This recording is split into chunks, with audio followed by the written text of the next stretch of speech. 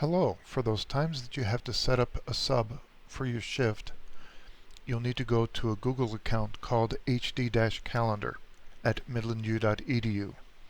So like any account at Midland, it's just the user ID that you're going to need.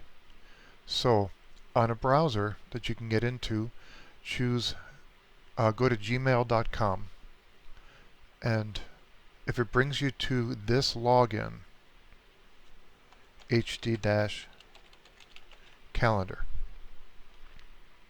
you don't need the full email address, just like your own user ID. Password, Midland, current year, !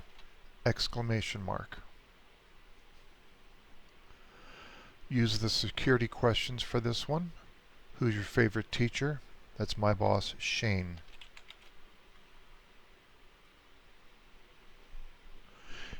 If it's a zip code, it's Fremont's zip code 68025.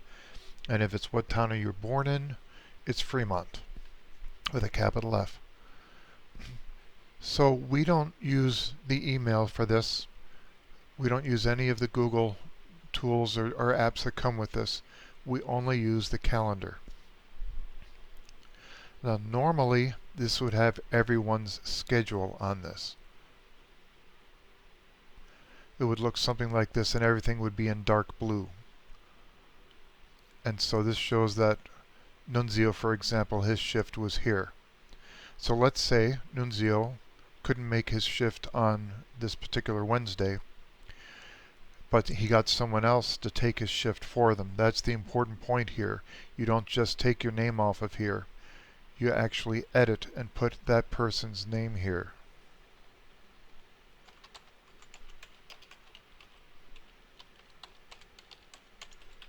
So let's say Bobby Bag of Donuts took it.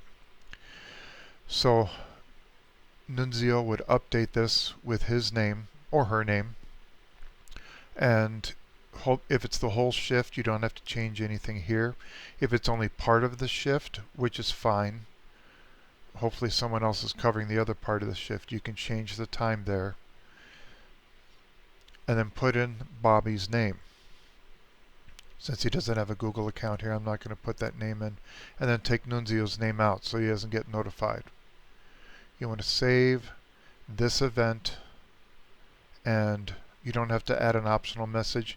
Then you'll send. And what that will do, for this example I'm not going to send. I don't want Nunzio to think something's going on here during the summer. It has now been changed to Bobby Bag of Donuts for that shift. This is what everyone uses to see what's going on for the latest and greatest. I know we use the Google Calendar or the Google Sheet for the entire semester, but this we use week by week to show any of the latest changes. It is up to you, the requester, to make this update. If the other person who said, yes, I can take your shift, happens to be working and they can make the update, that's fine. But between the two of you, this needs to be kept current.